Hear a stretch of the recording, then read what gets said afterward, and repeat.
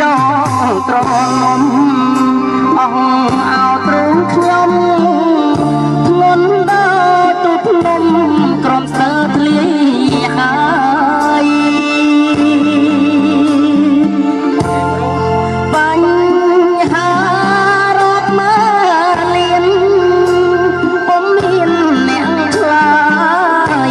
ព្រះម្ចាស់ថ្លៃអើយអ្នកណាជួយស្រាយបំពេកូនស្រីបីយោលអងរឹងលន់តួតនចាំងពេលកូនប្រឡឹងតនតឹងរកផ្ដាយកុំនួនអកងាឆ្លល់យំអើសោកស្ដាយសូររួមពោះម៉ាយចិត្តកាយក្រមគ្រា